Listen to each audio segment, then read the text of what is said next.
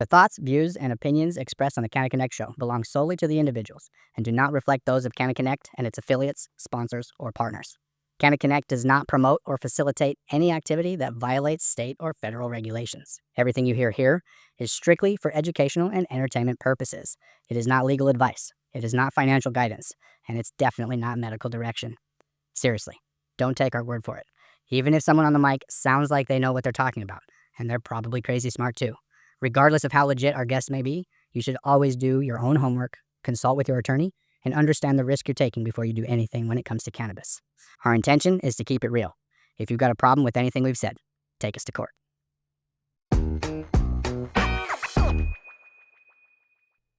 Welcome back to the Canna Connect show. I'm your host, Stephen Eigenmann, and today I'm joined by a very special guest, Luke McCapes, Canna Connect. Good to see you.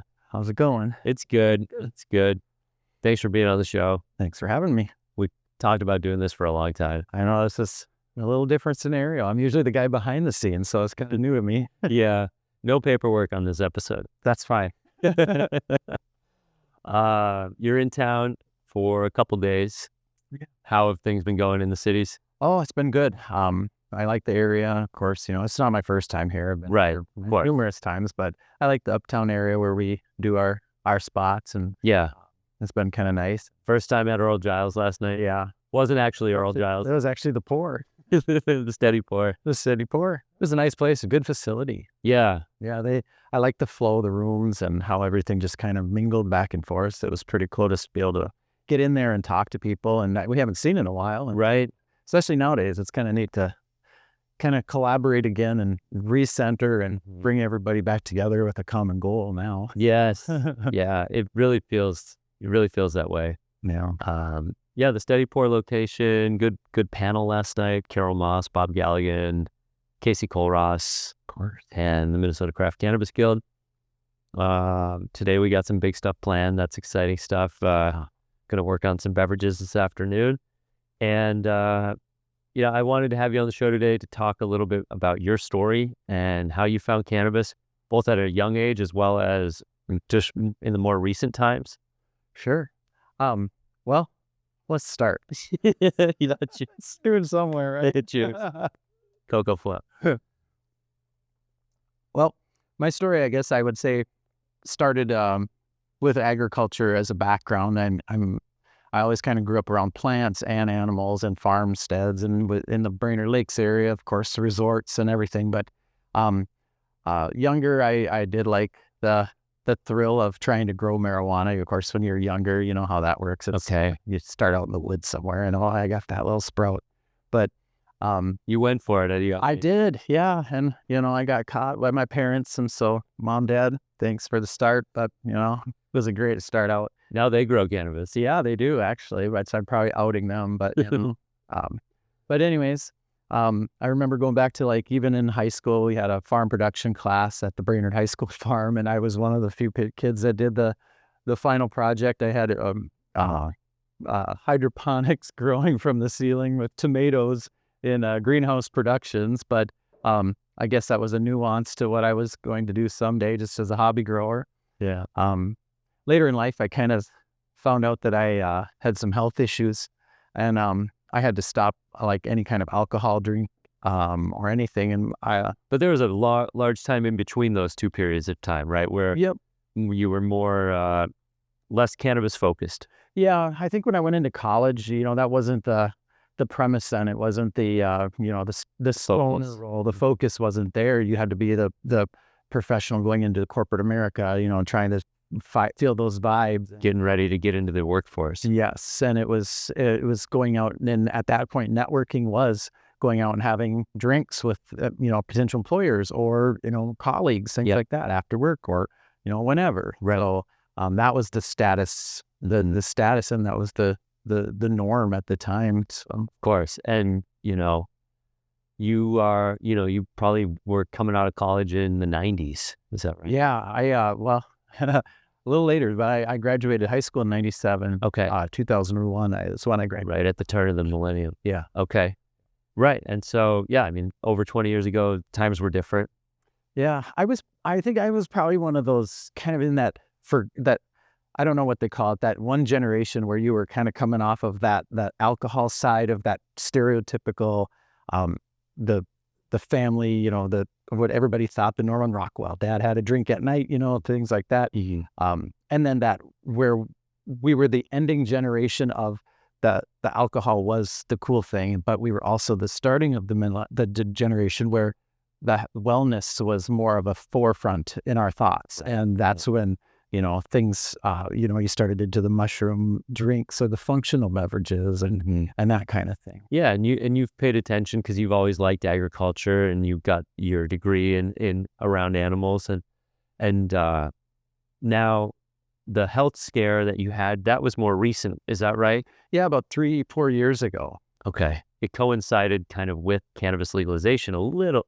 Cannabis legalization came a little bit after, right? Right. Yep. I had found out that I had some liver failure issues, and I had to stop the alcohol and stop drinking, which was probably in disguise. It was the scariest and the most newest, best thing that I probably ever have done in my life. Looking back on, So, yeah. But at the time when you got the diagnosis, you weren't growing yourself at that point. No, it was still illegal at that time, and so I never started growing until it was illegal, 100%. Right. 4 plants. Yes, just totally. So tell me a little bit about how that's been going, you know, since legalization. How has that affected your life? Well, obviously it's brought me into a new circle of influence with people and potentially a new career. But besides that, with the health, I had to stop drinking alcohol, and that was a fear because, you know, at the time my friends they drank, and so the thought was, oh, you know, you're on your own. You're not going to have that circle of people to be the support network that you had To go to the same places and do the same things. Exactly. You're afraid that, you know, that's you're losing that part of you, and so there's always that fear. Sure. And it doesn't matter whether it's cannabis or alcohol or whatever. It's the change that you have to give up a whole identity of what you were at that point to become somebody new, just to, you know, whether it's to stay alive for health reasons or just to identify as a different person. You know, it happens in life. Yeah. Well, and around vices, that can be really challenging. It can, yeah. And it's tough, but sometimes it's the best move you have to do personally to move forward. And, you know, they always say if you stay in that same circle, you're always going to find that same ending point. So you have to break that circle at some point to find some new normalcy in your life, no matter what it is. Amazing. And so from what I'm hearing, like when you stopped drinking alcohol, immediately that became very hard on your social life. It did. I had my support network that were very strong. And so I knew that I had I could rest my laurels on the fact that I had people that were there, family and friends. Right. But, you know, it's definitely a different change when you look at it and you say, wow, I have a choice to make. And for me, it was not that hard of a choice because it was live or die. Sure. So you have that, it's still a choice, I guess. Yeah. And for me, it was an immediate choice. I give credit to the people that have the option and still choose to do what they do and, you know, have the choice. But you know, that makes sense. And, you know, when you and I got to know each other, it was early on in 2024. Right. But August 1st, 2023, you could start growing. So how did you start to see cannabis as an option following the diagnosis? Sure. Well, you know, right after, about the same time that I was diagnosed with all of this, I gained sudden water weight with liver failure. And I think I went from 170 pounds. I'm skinny pretty normally all the time, but I went from 170 pounds to about 218 overnight. Really? No pants would fit me. I had pitting edema really bad in my lower extremities. So, I mean, I couldn't even walk. It hurt so bad. Like you couldn't do anything. So, that was the immediate thing. And I started going to the doctor, and they put you on water pills. And I think I was on enough to kill a small horse. But that was the first thing, and it wasn't working. And so, they finally did. I did end up getting a second opinion, and that we had worked through some medication, and that had helped me to be able to reduce the water weight. But after that, I found out that I had neuropathy, and so my nerves in my legs were not working, and I felt like I was walking on broken glass or cat litter, or, you know, the brain connects the nerves really weird. Yeah. So that's when I started with using cannabis as a medicinal Okay. purpose. Okay. Wow. And what were those early forms? Were you using traditional flower and bowl? Yep, flower bowl. It wasn't until later that I tried like concentrates, things like that. But and then I did gummies in the low potency. Okay. And drinks. Drinks, yeah. Yeah. Do you remember what the first cannabis beverage was that you ever tried? Oh, Or around that time? it would have been probably a Smazy at the time because it was pretty. They were kind of one of the newer ones. Yeah. And it They had good distribution up in It Brainerd. certainly did. Yeah, we started with that was my first intro to Canna Connect. Actually, was I'd started growing because it was legal, and nobody in the area at the time knew. I mean, it was all bro science, and it was let's the old throw the fish in the hole and hopefully that it's going to grow a good plant, kind of thing. But it was all there was no real backed scientific thing. So I started looking for finding where to find this knowledge. And so I found at that time the online courses through the Cannabis College. Yeah. And I had kind of commented, it was kind of funny because all of the shows and all of the courses were actually streamed, or they were actually in person here down in the city. So I had made a comment and just said, what about the rest of us in the state? And that's, I think, when you reached out to me and you were like, hey. So I had talked to some friends up in there and we had gathered a group of people together that were interested in learning more about the actual fact-based science approach growing. And that's when we came up with the Green Gathering in Brainerd, and that's when we kind of started our role together. Yeah, and we brought a lot of Smazies to Brainerd. We sure did. I think that was the intro to Brainerd and the beverage, the low-dose beverage. Right, at CC's. Yes, it was. Yep. Wow. Yeah. To think how much we've done since then. It was crazy. Just even just bringing it up that day, it was wild. Just to see the turnout in a small town. Just you knew right then and there that this was going to be something that you couldn't turn your head against and look away. I mean, like you hear the proverbial, the toothpaste inside of the tube. And when that day really proved it, that we had so many people show up and they were just interested in wanting to learn. And it was like that fire had started. Yeah. So we can talk about Canna Connect all day long, but one of the things that you've really taken a passion towards is education. Yeah. And just, being involved in the Cannabis College, like taking classes from Tanner, streaming our classes online, and, education now comes up in every conversation that we're having with potential vendors and partners and internally as well. But you've gone further than the average bear. You've actually signed up for classes and taken and joined communities. Like, take me through the landscape of education around cannabis that you've discovered since getting to know each other. Well, a lot of it has just been on my own. Just I've been a continuing education learner, a constant learner, just because if you're not keeping up with something, you're not relevant. And that's the same way with any industry, but more so on cannabis, because cannabis, it changes and policy changes, laws change every day. Practically any day that ends in Y, there's always something new. Some days it's exciting to check your email. Some days you kind of have that fear. You're going, oh no, what's going to happen today? Right. When it comes to being a continuous learner, what programs have you taken or signed up for? And I've taken I did take the I don't know. Bear with me here. Yeah. I did take the SUNY New York from the SUNY New York campus, and that was a cannabis. Actually, that one was my newest one. That's the latest, right? Yeah. State University of New York. They have a real college course that folks can take remotely. It's an online course. Yeah. And the one that I focused on was more on compliance, the social impact, things like that. This was more of a leadership type class. Okay. I've taken ones that were starting just from A to Z, growing all the way through. I'd taken Like what Tanner put together. correct, yep, Yeah. through like just the basic courses. So I'm picking seeds to the to the flowering, to the harvest, Yeah. storing, concentrate, creating on your own. Oh, wow. So all of those. Yeah. But then I've even gone with the medical side. I've had my med card and my medical card for medical cannabis, but I went and I actually took through the Wisconsin Platteville course on the cannabis healthcare medical. Yeah. So that was another course that has been taken. Right. So yeah, there's so many out there.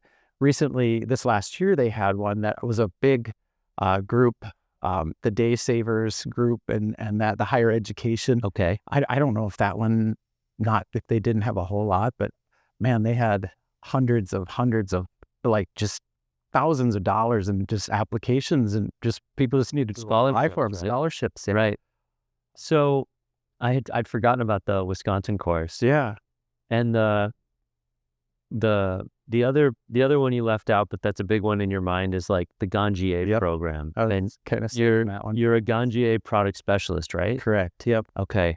And how did you first hear about that and get involved? Yeah. The Ganjier thing was totally something that I was unaware of until I was really kind of more involved in the cannabis industry. And then I was looking for something, you start with the seeds and the flower and the basics, and you go, this is great. And I wanted to know what the tastes were. And because I noticed that I could taste the difference in flowers, and I assume that everybody can. Mm-hmm. And some people can and some don't. Some just, everything tastes like weed. Some people, and it's just like with food. Some people have a different palate, and that's just how it works. But I wanted more knowledge on the tastes and the flavors and things. So I started talking to some of the people in the industry. I talked to Jude and the people that were with the Minnesota Craft Cannabis Guild. I was thinking about it this morning. We invited them up to the Green Gathering. They were there for the very first one. That was their first event that they tabled at. Forgot about that. Next to Terpene Tasting Kit and Canna Joy. Yep. And then they were at the Garrison Hemp Fest that we put on as well. So they had a table there with the Terpene Tasting Kit. So that just talking with them inspired me to look more into the Ganjier program. Okay. And I did take that because Jude at that time had already become a certified Ganjier. Yeah, he was a certified Ganjier. And a lot of those guys, they spoke the language that I was looking for, the lexicon of the terms and the flavors and the flavonoids and more the higher learning of it. But anybody can do it. It's not like it's something that is mystifying that anybody, it's something that if you put your time into and you focus on, it's just another extension of the industry or where you want to go with life. Yeah, exactly. It's detailed plant knowledge, mm-hmm. but it's real. Yeah. And then I just find that, you can, with continuing education, the limits are endless, of course, and you can customize it for yourself. I'm an older, I guess I would consider myself, looking back into college, those non-traditional students that were the older people or middle-aged, late to middle-age, kind of thing, that range. I'm pushing 50 and, but if you stop, you're just going to, you're just not going to keep going. Well, and when we met, one of the things that impressed me was that you had a background as a master gardener at one point. Yep. I'm certified master gardener for Crow Wing County through the University of Minnesota Extension Service. Yeah. I'm not any longer, but I was for about 5-6 years. Taught a lot of different good courses through there. One of the favorite courses was Wicked Plants, it was called, which the big talk nowadays is wicked everything. But the course was basically plants native to Minnesota that by look, touch, feel, or taste could kill you, or the history behind why. Just even something as dumb as, white snake root. It grows out in the fields. Cows would eat them. This is the plant that killed it, the wicked plant that killed Lincoln's mother. Really? And it grows here. It's white snake root. And the cows would eat it, and then it would digest into the milk. Yeah. Humans would drink the milk, and they got milk sickness. So these are just native plants, but the stories behind them are great. So yeah, you're fascinated by learning and science to some degree, and that's what makes you a great fit for the cannabis industry. Yeah. mean, just last night, like showing up to the Earl Giles Canna Club, immediately you're there. You're talking to Bob Wallach from Canna Joy, talking to Jude Croyle from formerly House of Oil Works, and just really getting your hands sticky with plant knowledge. No pun intended. Yeah, yeah. And so, what have you seen from the home grow community, and what do you continue to see as the industry gets closer to more open shops and better supply chain?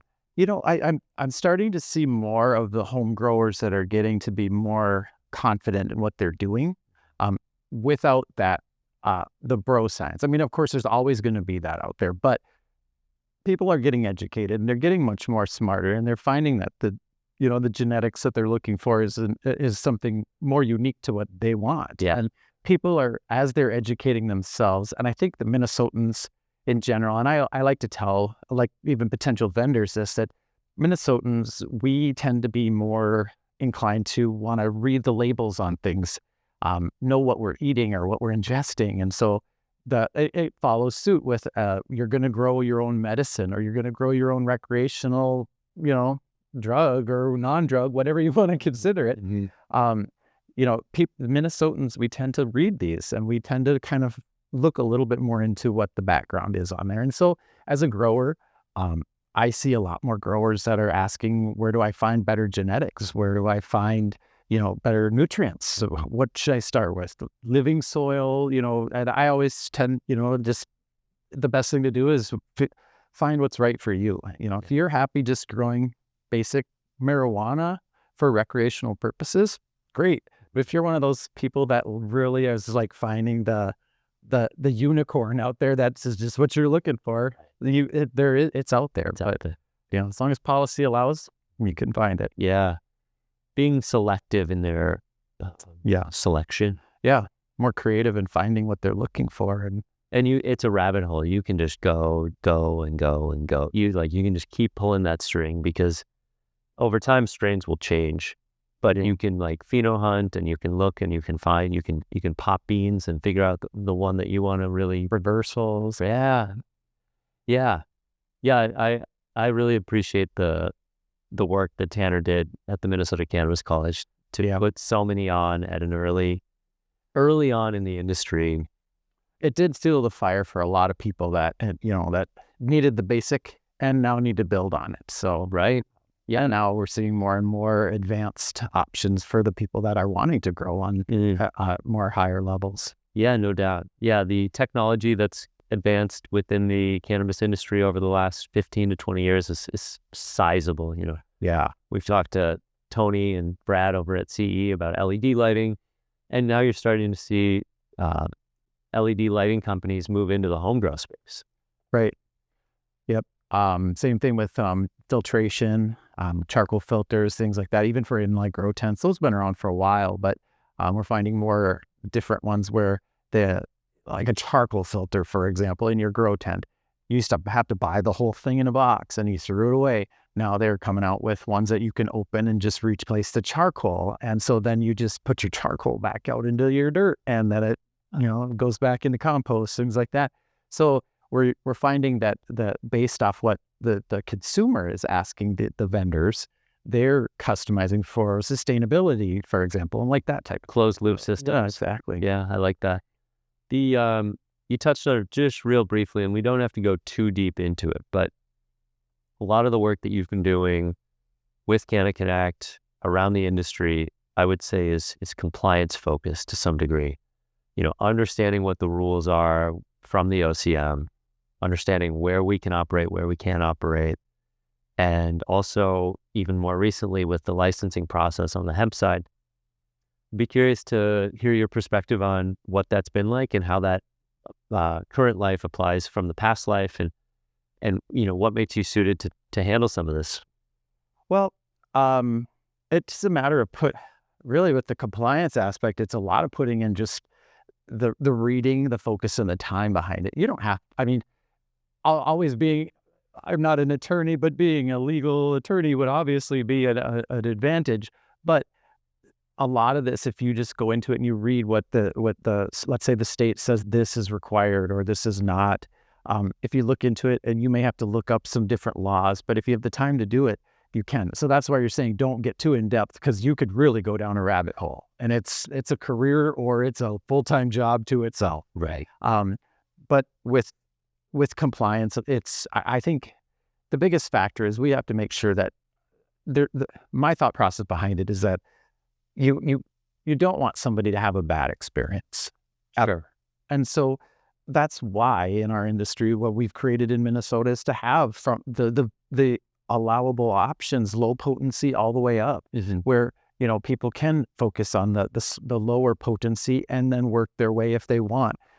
You're not going to have grandma going to look for a plug down the street, but she's comfortable going to buy these at a store. Yeah, and I didn't mention it with Spencer on the show earlier, but the folks that were buying these by the case early on were the senior citizens. Yeah. And, you know, I'll never forget just some of the first shows that I would go to, listening to the people that were there. They didn't know what CBN or CBG was. You know, they were there they wanted sleep, and they heard from their friend at church that the gummies were good. You know, I want them blackberry gummies. So, you know, that's what they were looking for. But then that's when you roll in the education and you talk about the N's, the CBNs, and, you know, the G's and the D's and whatever alphabet you want to put with it. You know, Cannabinoid soup. Yeah, the soup you could throw in. But when you start talking about the N's and that they're looking for sleep, They are. you know, that's when it hit me, like listening to this and just being a bystander, hearing somebody that was educated go, I want that for nighttime for sleep. Right. But then now I want this flavor. Ooh, we just added a layer onto that, you know, so that's where the fun, and that's where the Ganjier product specialist too falls into play, because I can hear this and I love those stories. Right. You know, and then, oh, we got a layer, we got another layer. And just by 1 hour, or if a half hour, or a small presentation about CB, whatever, alphabet soup, Yeah. they know what they're looking for. Yeah, I mean, it kind of reminds me of what Curtis has talked about like at Garrison Hemp Fest, and you know, how groups like MN Roots really ask questions about what you're looking for, you know, because having the multiple cannabinoids in the product really makes a difference. It does. Yeah. And that full spectrum experience is so much different than just an isolate. You know, you're going to have, you have so much of a different spectrum. And, you know, at the end of the day, you sleep better, or if you're looking for sleep, you found what you need. It reminds me of, like, it brings me back to like 4 years ago. You know, we were talking about Jude Croyle earlier, and just like, I remember early on when groups like House of Oil Works were explaining the different types of tinctures. This one is an isolate. That means that you won't fail a drug test if you take the CBD tincture. Because in the beginning with CBD tinctures, people were really concerned, is this going to make me fail a drug test? And then you had the ones that were just, that were like, not full spectrum, but maybe had a little bit more in it. And then you had the full spectrum, which early on, 2019, 2020, we're talking about a lot of plant material in tinctures, a lot of... You were having a green machine, literally. Yeah, exactly. And I remember, shout out to my dad, I remember trying these tinctures, bringing them home, being excited to show him like different products and how the products are getting better. And he would always be open to trying the CBD tincture. And like he was always open to learning a little bit more about these products as the hemp and CBD market was coming online. And some parents are just like we talked with MJ yesterday from Seed Talent. Right. That's kind of why it was on my mind, is like, you know, some generations above us are so against the hemp industry or the marijuana industry, really. But CBD is safe and effective. It is, you know, we know about Epidiolex, for example. It's a great entry, a zero entry pool we've created in Minnesota. I've heard that term numerous times lately, and we've created that in Minnesota. We've given everybody a starting point that's from wherever you're comfortable.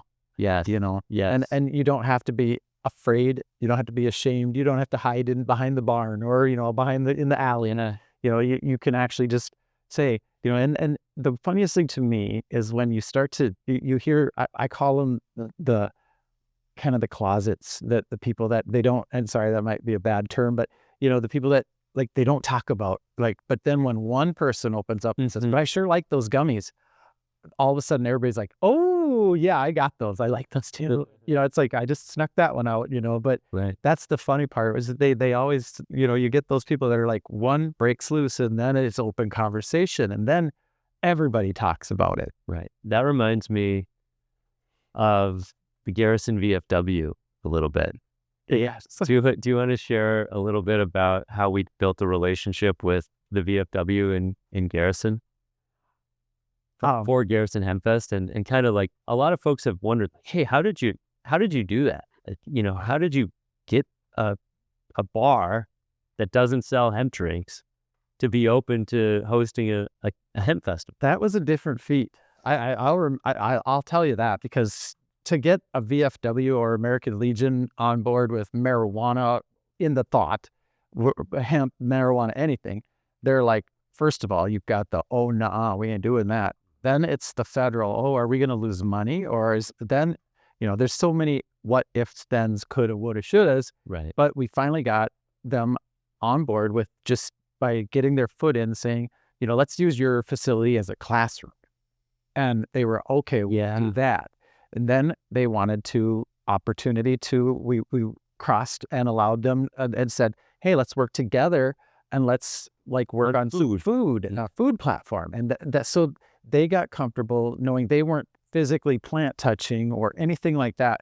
They were supporting in a roundabout way. And for them, that was perfect at that point. And they were happy there. Right. And then I just, you know, the best part is like around about the time we also dealt with the city council. We dealt with, so it wasn't just let's go to a town and let's just have a weed fest. Right. You have to go in and you had to set up you almost had to bring in like a compliance guidelines to them because most cities didn't have anything and some still don't. Sure. So you had to bring in like a whole, you know, a plan. Yeah. And then they had to approve it at the city level. So there's education there. Right. Then there's education. It's all centered around education is what we had to do with that. Yeah. But Absolutely. the best is when the city council and the commercial clubs and those guys are at the end of the day and they're standing in the venue, in the fenced in area with the vendors, seeing everybody. And they're just kind of itching their head. And I know I walked up to one of the guys and afterwards and I said, hey,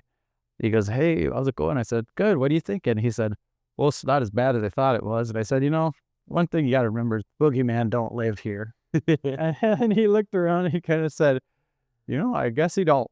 And that rings true in my ear. And I've used that many a time. Yeah. The boogeyman doesn't live here. You know, it just made me think like from a tagline standpoint for hemp, you don't have to light it on fire. You know, that's another thing. You could tell, I mean, it's responsible adults. You're not going to put it near children. But if they do, it's nothing that you could tell a parent, it's not going to hurt your child until it's literally on fire. And, you know, and it still probably wouldn't, but, you know, they could touch it. It's just a sticky, gooey mess until they wash their hands. And, you know, it's nothing to be scared of. The boogeyman doesn't live there on that plant. Okay, let's draw the line. Where do you think low dose products should stay at? Where do you think they should land? I think I like the low dose in where we're kind of at where they're at now. The gummies, the edibles, the beverages. I think that's good. I mean, if we're talking low dose, you know, usable hemp that Per serving. yes, Yeah. yep. I would say, I personally, I'm one of those people that I like to get to. I'm not let's go to the top of the chain. I'm one of those people that it's like, let's get to a comfortable level. Yeah. And just cruise along and be good. You session the hemp beverages because, as we've talked about earlier, you're not using alcohol you're not zebra striping cannabis and alcohol. Right. You're just fully zero proof. Right. Yeah. Non-alcoholic at all. But I'll use this. I'll have beverages with my friends if we go out to the bars. Right. And, you know, it gives you that feeling of being out with your friends. You're not, you get an effect from it. Yeah. You know, but you're not losing it and you're not like, you're still there, you know, so it's a nice different change and you're not standing in the corner drinking a Coke or a Shirley Temple. Yeah. I like that we did 8 Because it's kind of right between 5 and 10. That was kind of my fun with that too, is that like 5 is great because I think, Minnesota's like 5 everything. So Per serving. Yep. Or 10 per serving, or 5, or 10 per can. Which is silly. I think nobody ever shuts a half the law carbonated can up. I think the law changed this year, so you don't have to do that anymore. Right. But yeah, I think the beverages are just a great, to me, it's a great entry point for people that are just, hey, let's go out socialize. But I think that we got no dry January, coming up, and perfect. Let's use it. Let's, let's have somebody try once. Just load it up. hey, Yeah. have one, drink half, share half with a friend. Well, they're lower calorie too. If you don't overdo it, there's no hangover. Right. Yeah. Yep. Yeah, it is a good alternative. And another thing is if you're a medical person, I'll tell you, my doctor said, whatever you do, your signs are great. Keep doing what you're doing. Amazing. So yeah, let's wrap on that story here. I mean, so you started growing cannabis, utilizing homegrow medicinally, took a liking to it. You've developed on the education side. You've learned a lot. It's fueling your passion. And all the while, as you've continued to use low-dose beverages and homegrow cannabis and partake as you find new products, it's positively affected your health. It has. Amazing. Yep. Every time I've gone in, my stats have gone up dramatically, to the point now where my specialists have said, literally it doesn't look like, and if you guys want, I could show you, but they've literally stated that it looks like there's no damage to a liver anymore at all. And of course, I'm still abstaining because it's a change in a lifestyle, and I'm happy with that.